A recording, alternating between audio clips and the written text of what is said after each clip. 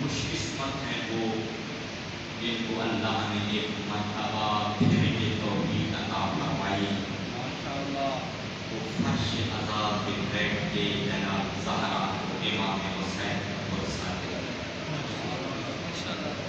یقین جانیے فرش عذاب پہ بیٹھ کے فرصت دینے کی قیمت کیا ہے، عزادار کی اس عزاداری کا اجر کیا ہے. جب پہلی رات ہوگی عالم برزخ کی ابتدا ہوگی، سب رشتہ دار چھوڑ کے جا رہے ہوں گے. محمد کی بیٹی قبر میں آ کے کہے گی میرا اللہ میرے حسین کا عزادار ہے. بس آج چند کسی بیوی کی عظمت کے متعلق بیان کر رہے ہیں. کیا مقام تھا محمد کی بیٹی کا، کیا منزلت تھی جناب زہرا کی. سامعین محترم توجہ ہے نا آپ کی؟ ماشاءاللہ. 2 ہجری شہر مدینہ مسجد نبوی اللہ کے رسول نے صبح کی نماز پڑھی اور فرمایا او میرے صحابہ اللہ کا حکم آیا ہے میں اپنی بطول کا حق ادا کروں.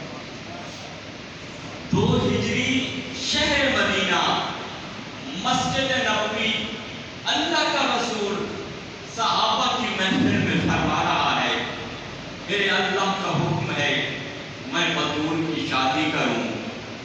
اللہ کے رسول کا کہنا تھا، صحابہ سامنے بیٹھے تھے پوچھنے لگے یا رسول اللہ بتائیں تو صحیح آپ کی شہزادی کا شوہر کس قبیلے سے ہوگا. جب نام قبیلوں کی آئی رحمت العالمین نے تیور دیکھے فرمایا امرھا الی ربھا، جس کی قریب ہے شوہر کا انتظام وہی کرے. بس اتنا سننا تھا. صحابہ پہ خاموشی چھائی. یہ بات اطراف مدینہ میں پھیلی. جب اطراف مدینہ میں پھیلی تو لوگ آنے لگے اور کہنے لگے یا رسول اللہ ہم رشتہ کرنا چاہتے ہیں، ہم رشتہ کرنا چاہتے ہیں. بس ان رشتہ مانگنے والوں میں ایک عرب کا قبیلہ تھا، قبیلہ زہرا اس کا نام تھا. اس کا یہ فرد ہے. اب یہ فرد کون تھا میں ذرا 1 منٹ کے لیے گفتگو روکتا ہوں. پہلے بتاتا ہوں قبیلہ زہرا کون سا تھا. توجہ ہے نا؟ آپ گھبرا تو نہیں گئے. اللہ کے رسول کا 5واں دادا، پہلے دادا کا نام عبد المطلب، دوسرے دادا کا نام ہاشم، تیسرے کا نام عبد مناف، چوتھے کا نام کلاب اور 5واں دادا رسول کا جناب قصی تھے. یہ 2 بھائی تھے قصی اور زہرا. قصی سے اللہ کا رسول اور بنی ہاشم کا سلسلہ پہنچتا ہے. اور دوسرا بھائی اس کی اولاد ہوئی، اس کے نام پہ قبیلہ بنا. جب قبیلہ بنا تو وہ قبیلہ قبیلہ زہرا کہلایا. عرب کا یہ وہ قبیلہ ہے جس کے حصے میں ایک ایسی خوبی آئی جو کسی اور قبیلے کو نہ مل سکی. وہ خوبی کیا تھی؟ جناب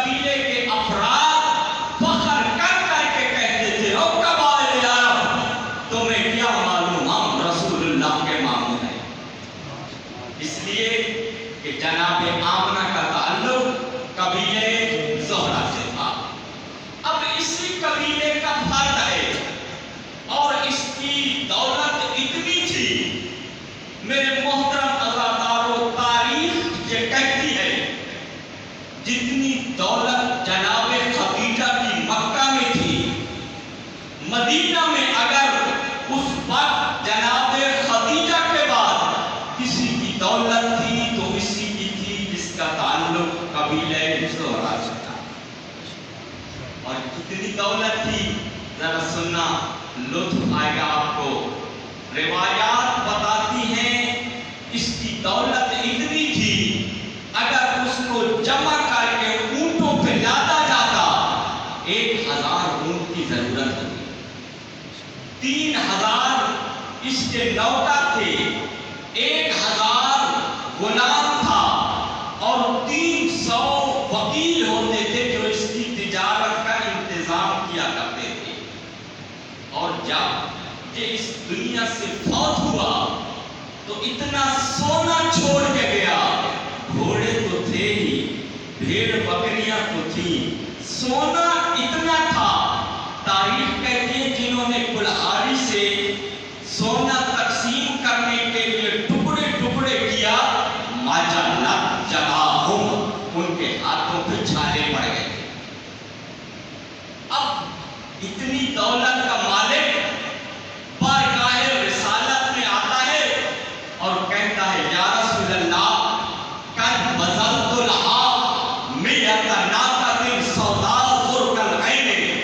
یا رسول اللہ میں رشتہ مانگنے آیا ہوں, اور اس وقت بات تو مہر کی ہوتی تھی, مہر کون زیادہ دے گا, یہ اسی گھمنڈ میں آیا. کہا یا رسول اللہ میں 100 اونٹنی دوں گا جس کا رنگ سیاہ ہوگا, آنکھیں نیلی ہوں گی. یہ رنگ سیاہ, آنکھ نیلی, یہ وہ عرب کی اونٹنی ہے جس کی آج بھی قیمت عرب میں سب سے زیادہ ہے. کہا خالی 100 ناکہ نہیں دوں گا, یا رسول اللہ ان کے اوپر مصر کا کپڑا ہوگا, اور پھر اس 100 اونٹنی کے ساتھ ساتھ مصر کے کپڑے اور 10,000 دینار مہر کے طور پر ہوگا. دینار میرے نوجوانوں کو سمجھ نہیں آئے گی, بزرگ تو جانتے ہیں. یہ جملہ صرف جوانوں کو سمجھانے کے لیے کہہ رہا ہوں کہ دینار کیا ہوتا تھا. اس زمانے میں عرب میں 2 کرنسیاں چلتی تھیں, ایک درہم, دوسری دینار. درہم چاندی کا ہوتا تھا, دینار سونے کا ہوتا تھا. لیکن کتنا ہوتا تھا, آئے ذرا آسان لفظوں میں بات آپ تک پہنچانے لگا ہوں. 4.25 گرام. کیونکہ آج کل ہمیں تو نہ تولے سمجھ میں آتا ہے, نہ رتی نہ ماسا سمجھ میں آتا ہے, ہم سمجھتے ہیں گرام کی بات. تو گراموں کے اعتبار سے ایک دینار کتنا ہوتا تھا, 4.25 گرام کا ایک دینار ہوتا تھا. اس نے کہا یا رسول اللہ میں 10,000 دینار دوں گا. اب 10,000 دینار کو 4.25 سے ضرب دے تو جانتے ہیں کتنا سونا بنتا ہے, 42.5 کلو گرام سونا بنتا ہے. یہ گویا کہہ رہا تھا یا رسول اللہ میں مہر کے طور پر 100 اونٹنی اور 42.5 کلو گرام سونا دوں گا. اتنا کہا. روایت کہتی ہے وہ رسول جس نے اخلاق سکھایا, جو معلم اخلاق تھا, اتنا کہنا تھا آرادہ ان ہو کے وجہ ہی. اللہ کے رسول نے اپنا چہرہ پھیرا, لوگوں نے محسوس کیا اللہ کا رسول ناراض ہو گیا ہے. اور پھر اللہ کے رسول کے سامنے پڑے تھے چند کنکر. اللہ کے رسول نے ان سنگریزوں کو اٹھایا. روایت یہ کہتی ہے سنگریزوں کا ہاتھوں پہ آنا تھا, فوراً سنگریزوں نے کہا سبحان اللہ. اللہ کے رسول نے فرمایا کہ کیا ہوا. کہا یا رسول اللہ ہماری خوش نصیبی ہے, ہم بطول کے بابا کے ہاتھ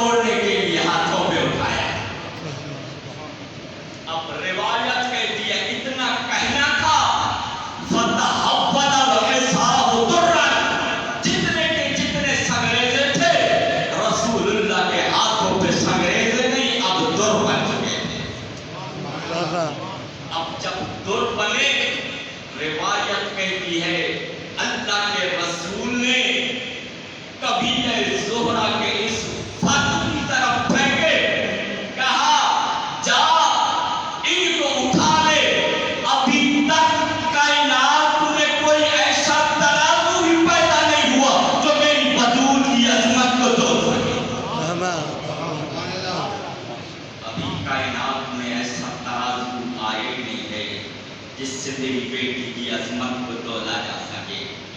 بس فَقُفِّ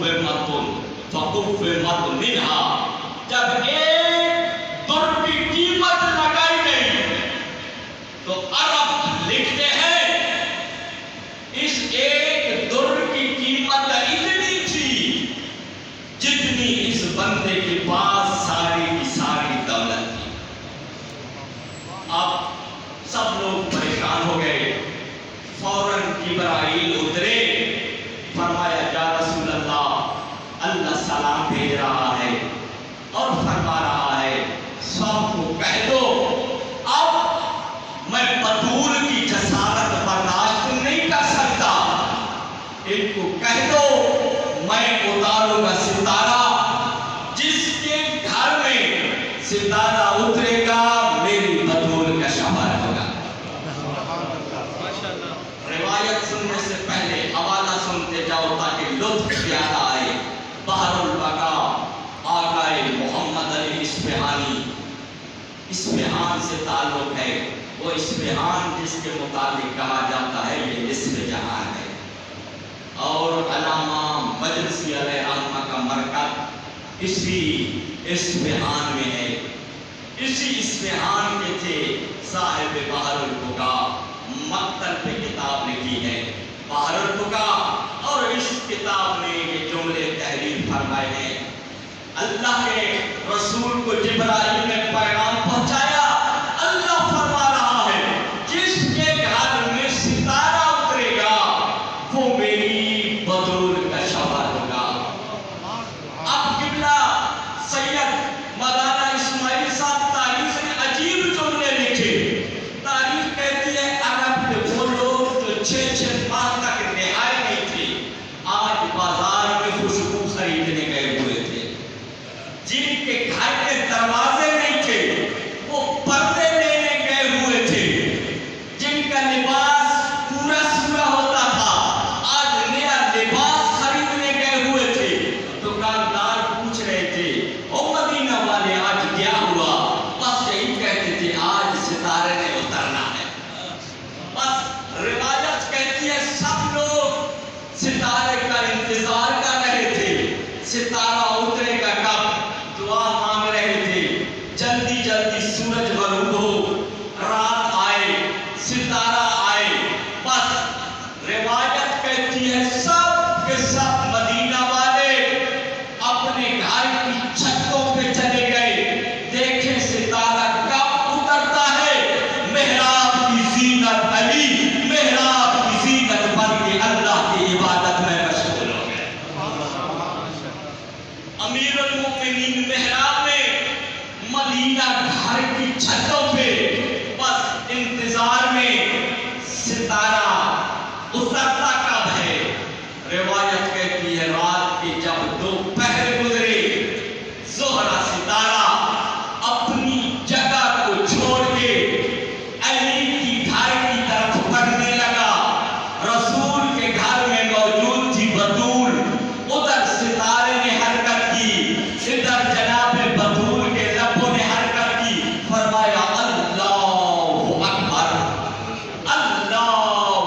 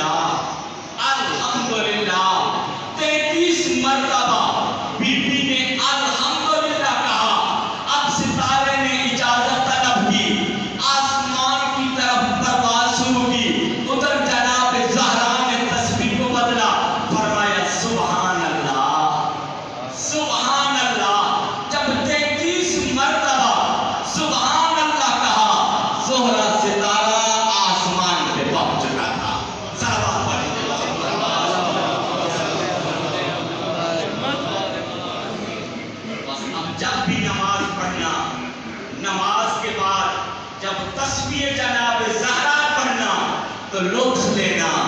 اللہ اکبر، یہ اس وقت کی صدا ہے جب سیدہ نے زہرہ ستارے کے آتے وقت پڑھی تھی۔ الحمدللہ جب پڑھنا، لطف لینا، یہ اس وقت کا منظر ہے جب زہرہ ستارہ علی کے گھر پہ اترا ہوا تھا، اور پھر سبحان اللہ کی تسبیح کرتے وقت تصور کرنا زہرہ ستارہ شادی کی مبارک دے کے واپس جا رہا تھا۔ اور پھر آج کا تھوڑا پیغام بھی ہو جائے، آپ ناراض تو نہیں ہو جائیں گے؟ آپ نماز پڑھتے ہیں، آپ کے چہرے بتا رہے ہیں، آپ جب بھی نماز پڑھیں تو نماز کے بعد جناب زہرا کی تسبیح ضرور پڑھا کریں۔ کیوں؟ اس کے 3 آثار معصومین نے بیان کیے ہیں۔ اگر آپ وہ 3 آثار سننا چاہتے ہیں تو ایک مرتبہ صلوات پڑھیں۔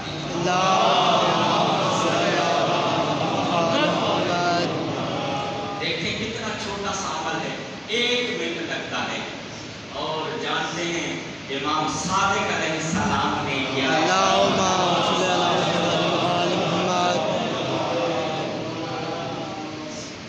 خالد قمار چھٹے امام کا صحابی ہے، وہ کہتے ہیں میں صادق آل محمد کی بارگاہ میں بیٹھا ہوا تھا، تسبیح جناب زہرا کی بات آئی، صادق آل محمد نے ارشاد فرمایا مجھ صادق آل محمد کو کیا پسند ہے؟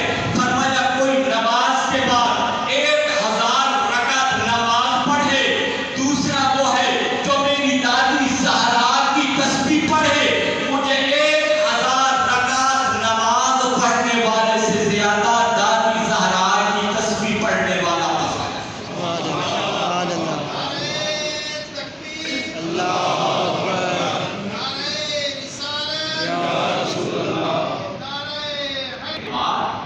تسبیح زہرا کی اہمیت کیا ہے؟ اب دوسرا فرمان میں 5ویں لال امامت کا پڑھ رہا ہوں۔ اللہم صلی علی محمد اللہم صلی علی محمد۔ مولا فرماتے ہیں جو نماز کے بعد من سبح تسبیح زہرا ثم استغفر غفر لہ، مولا نے فرمایا جو نماز کے بعد ہماری دادی زہرا کی تسبیح پڑھے اور اس کے بعد 1 مرتبہ کہے میرا اللہ میرے گناہوں کو معاف کر دے، مولا فرماتے ہیں میں زمانہ دے رہا ہوں، سچوں کا سچا بیٹا سچی بات کہہ رہا ہوں، جو ہماری دادی زہرا کی تسبیح پڑھ کے 1 مرتبہ استغفار کر لے، خدا کی آواز آتی ہو میرے ملائکہ اس بندے کے گناہوں کو معاف کر دے۔ اور تیسرا اثر کیا بیان کیا؟ صادق آل محمد ارشاد فرماتے ہیں اللہم صلی علی محمد۔ فرمایا جو بندہ ہماری دادی زہرا کی تسبیح پڑھے ہر نماز کے بعد اوجب اللہ لہ الجنہ، اللہ اس کے لیے جنت کو واجب قرار دیتا۔ ذرا سوچو تو صحیح، جس کی تسبیح پڑھنا موجب جنت ہو اس کی شفاعت کتنی کمال کی ہوتی۔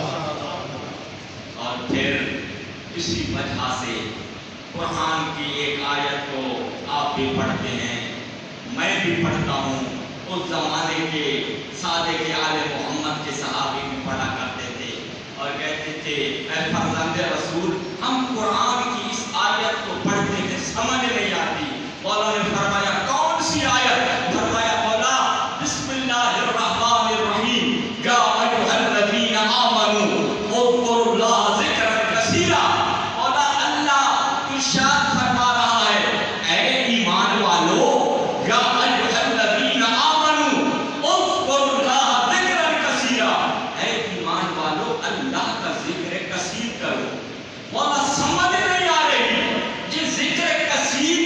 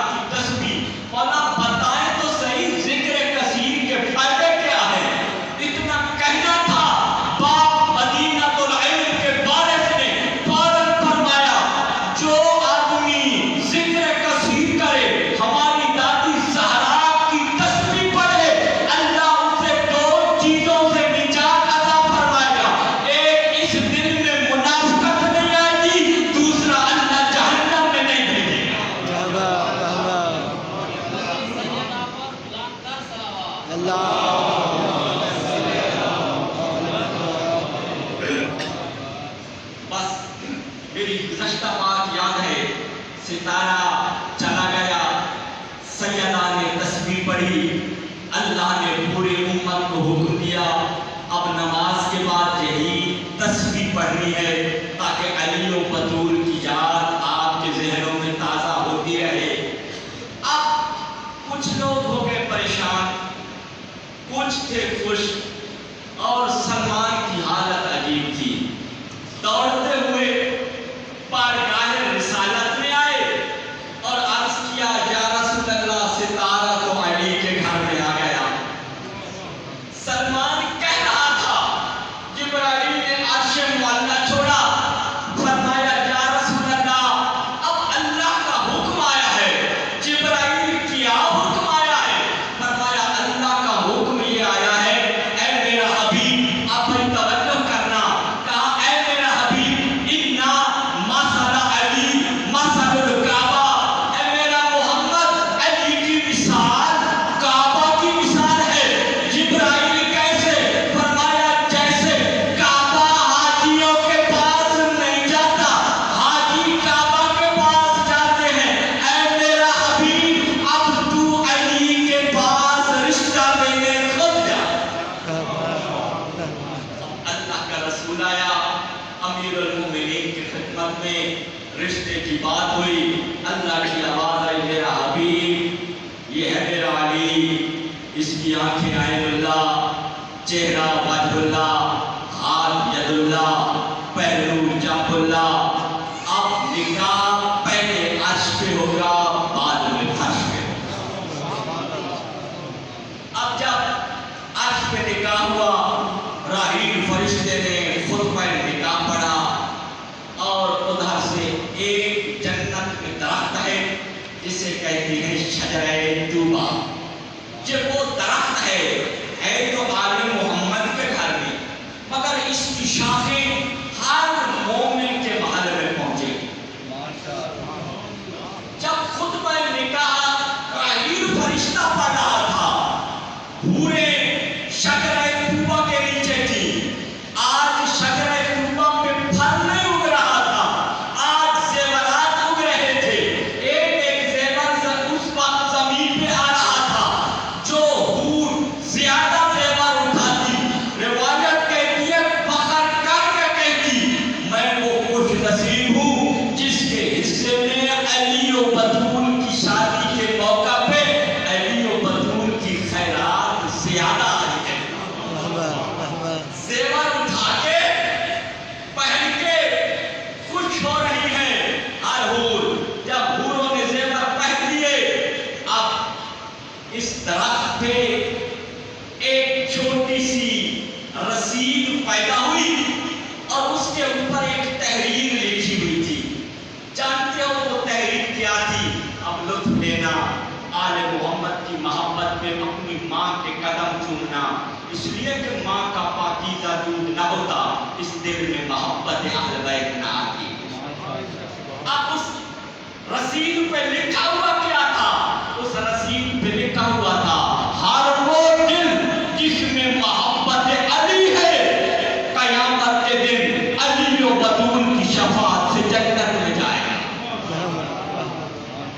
اب یہ رسیدیں کتنی تھیں؟ راوی نے صادق آل محمد سے پوچھا تھا، فرمایا قیامت تک جتنے مومن پیدا ہوں گے اتنے تعداد کے مطابق یہ رسیدیں شجرہ طوبہ پہ موجود ہیں. کوئی بوڑھا ہے، کوئی بچہ ہے، کوئی مرد ہے، کوئی عورت ہے، کوئی جوان ہے، جتنے بھی مومن ہیں ان کی تعداد کے مطابق یہ رسیدیں شجرہ طوبہ پہ، اور ہر رسید پر ہر بندے کا نام لکھا ہوا ہے اور ہر رسید کے نیچے ایک فرشتے کی ڈیوٹی ہے کہ جب قیامت کا دن آئے گا علی والا محشر میں پریشان کھڑا ہوگا. اب کیا ہوگا؟ یہ فرشتہ آواز دے کے کہے گا اے محب علی پریشان نہ ہونا، اللہ نے تیری نجات کا پروانہ کئی سو سال پہلے تیار کر کے رکھ دیا. اور پھر جب یہ رسیدیں پیدا ہو گئی تو اس وقت زمین پہ جب عقد ہوا پھر مہر کی بات آئی کہ جو چیزیں باہر میں رکھ دی گئی. جانتے ہو ان میں پہلی چیز کیا تھی؟ یہ جو زمین جس پہ آپ بیٹھے ہیں، اللہ کا رسول فرماتا تھا یا علی جانتے ہو میری بطول کا حق مہر کیا ہے؟ فرماتے تھے یا رسول اللہ آپ بتائیں. کہا ان اللہ جعل صداق فاطمہ الارض، اللہ نے اس زمین کو میری زہرا کا حق مہر قرار دیا ہے. بھائی لطف لینے کے لیے جملہ اگلا ہے، فرمایا یا علی اب حق مہر کے طور پر زمین میری زہرا کی ہے. اب من مشا علیہا مبغضا لک مشا علیہا. اب یا علی زمین ہے بطول کی، اب جو تجھ سے بغض رکھے اس زمین پہ چلے، وہ زمین پہ چل رہا ہوتا ہے، ملائکہ اس پہ لعنت کر رہے ہوتے ہیں. ملائکہ اس پہ لعنت کر رہے ہوتے ہیں. اور پھر راوی نے پوچھا مولا اور کیا حق مہر ہے؟ فرمایا الجنت والنار، مہرها الجنت والنار. یہ جو جنت جہنم ہے یہ ہماری دادی زہرا کا حق مہر ہے. مولا پھر کیا ہوگا؟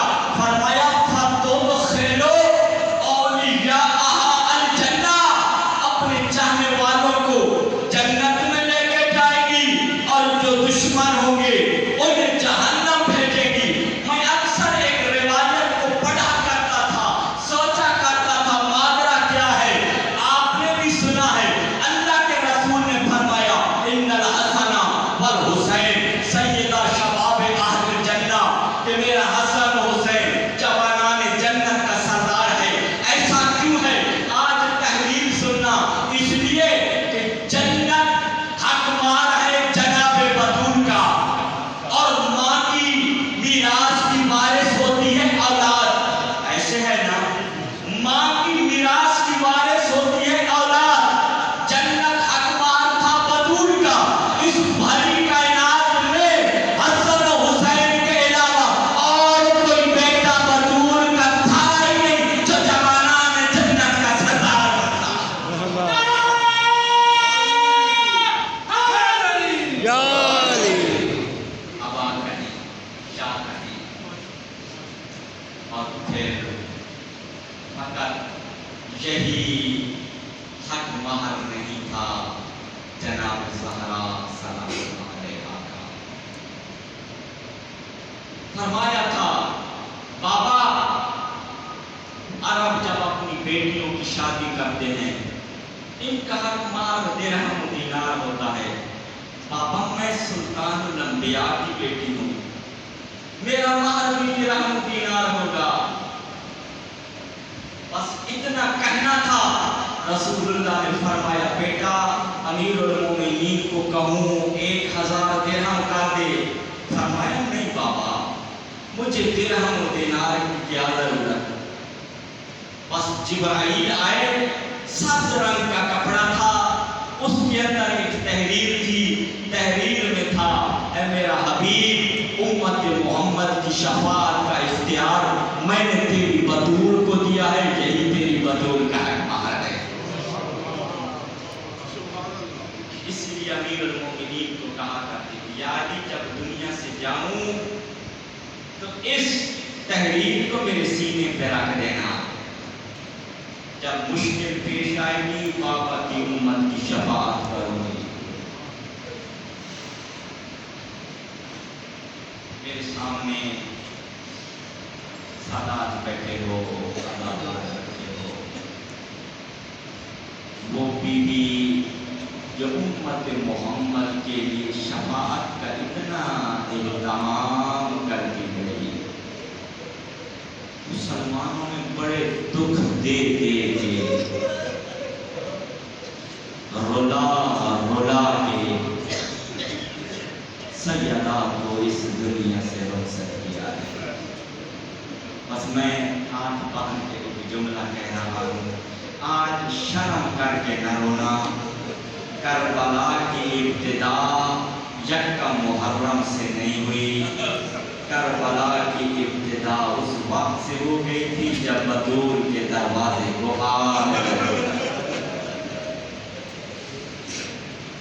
मैंने आज का कहा आपके दिल पे चोट लगी, क्या करूं, मकतल की रिवायतें सच है, मुझे मुआफ कर देना।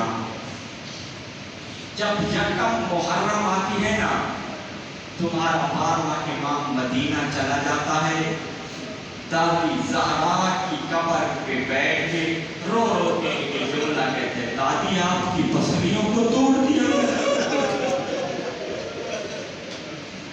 दादी ज़हरा आपका पहलू जख्मी कर दिया गया। अल्लाहु अकबर। और फिर छठा इमाम तो इतना रोया करता था, आप और मैंने कल चांद देखा, यकीन हो गया आज मुहर्रम की महीने है। ऐसे है, जानते हो मदीने वालों को कैसे पता चलता, सादे के आले मोहम्मद के घर से रोने की इतनी आवाज बुलंद होती, मदीना वाले समझ जाते आज मुहर्रम की पहली हो गई है, आज मुहर्रम का चांद नजर आ गया है। बस अज़ादारों आपको इंतजार न कराऊं, जब बाबा इस दुनिया से गए ना अज़ादारों, मैंने रिवायात में यही देखा है, जी भर के बाबा को नहीं रोई थी, बाबा की उम्मत पुरसा देने आई। आपके इलाके में भी वालिद इस दुनिया से जाते हैं, आप क्या करते हैं, आप जानते हो या ना जानते हो, अपनी मस्तूरात को भेजते हो, जाओ यतीम हो गई है तसल्ली दे के आ जाओ। मोहम्मद की बेटी थी, मदीना वालों ने क्या किया, लकड़ियों की गठरियां बनाई, अपने सर पे रखी, पूछता कहाँ जा रहे हो, कहा अली के दरवाजे पे लेके जा रहा। अज़ादारा एक बूढ़ा शख्स था, उसने गठरी उठाई हुई थी, सैयदा के घर की तरफ बढ़ रहा था, किसी ने पूछा तूने क्यों उठाई हुई है, बस एक ही जुमला कहा, अली ने खैबर में मेरे भाई को कत्ल किया था, आज अली से बदला लेने जा रहा हूँ। बस अज़ादारों लकड़ियां अमीरुल मोमिनीन के दरवाजे पे जमा हुई, कुछ आग हाथों में लेके बढ़ रहे थे। बस अज़ादारों दरवाजे के अंदर थी बतूल, बतूल के पीछे थी पत्थरों की दीवार, दरवाजे के बाहर थे मुसलमान। बस अज़ादारों दरवाजे को आग लगी। जब दरवाजे का जिक्र आता था ना, अज़ादारों सादे के आले मोहम्मद रोते थे, पूछने वाले पूछते थे मौला क्यों रोते हो, फरमाया किस तरफ मेरी दादी ज़हरा खड़ी थी उस तरफ दरवाजे की दो कीलें थी, दरवाजे को आग लगने की वजह से सुर्ख हो गई थी। अज़ादारों एक शख्स ने दरवाजे को धक्का दिया, अज़ादारों मुझे माफ करना, इसका धक्का देना था। ये कहता है माँ राफा ज़हरहु अनिल बाब हत्ता सामिया अज़ला फातिमा ततकसर। कहता है मैंने उस वक्त तक दरवाजे से पुष्ट न हटाई जब तक मैंने ज़हरा की पसलियों के टूटने की आवाज न सुनी। अज़ादारों अब दरवाजा उखड़ गया, जनाब ज़हरा चेहरे के बल जमीन पे गिरी। ये कहता है जब मैं दाखिल हुआ ना, मैंने अजीब मंजर देखा, बतूल बैठी हुई है। कहता है मेरे दिल में अली का कीना आया। अज़ादारों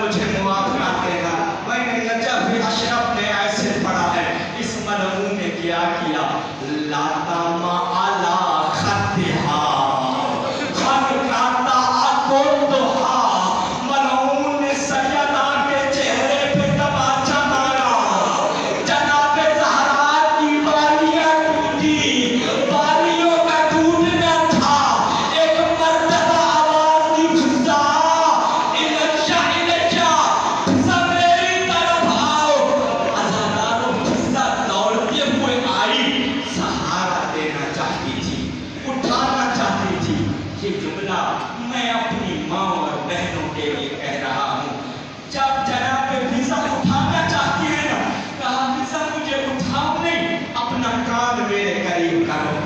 अल्लाह वीजा ने जख्मी बतूल के सामने अपना कान करीब किया। आहिस्ता आहिस्ता जनाब बतूल ने फरमाया, वीजा मेरे जख्मों की इब्तिला मेरे अली को मत देना। मेरे जख्मों की इब्तिला मेरे अली को मत देना। क्यों आका दादी, मेरे अली के दुखों में इजाफा हो जाएगा। बतूल अली की आंखों में आंसू नहीं देख सकती। बस अदादारो सैयदा जख्मी थी, जनाब भिस्सा ने उठाया। इस मंजर को देख के इमाम सादिक एक सलाम किया करते थे, अस्सलामु अलैहि या अय्यतुहल मुस्तहदा। अज़ादार जानते हो मुस्तहदा किसको कहते हैं?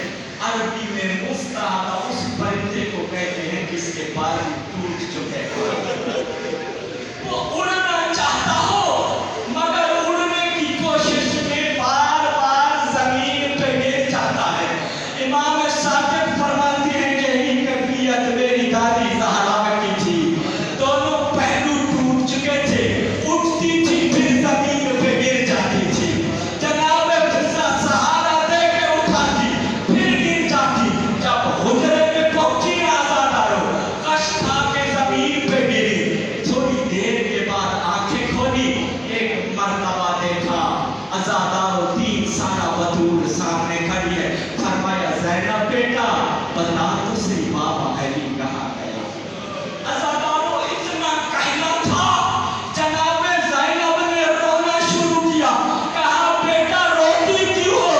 कहा अम्मा मेरे पापा अली का गला था, मुसलमानों ने रस्सी डाली, वो मेरे पापा को कशा कशा दरबार।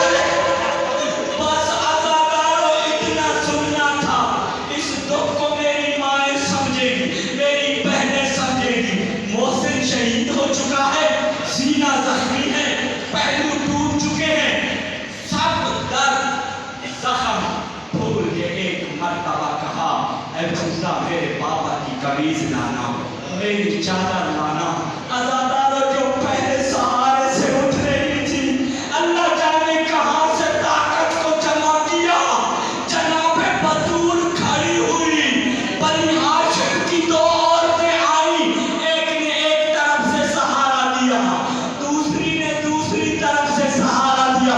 एक मर्तबा आवाज दी, मुसलमानों मेरे अली को छोड़ दो, मैं सर के बाल खोल दूंगी। अज़ादार जब मस्जिद नबवी के दरवाजे पे पहुंची ना, जनाब सैयदा जमीन पे बैठ गई। फिर कोई अजीब मंजर देखा, मुझे माफ करना, अमीरुल मोमिनीन के हाथ पस से गर्दन बदल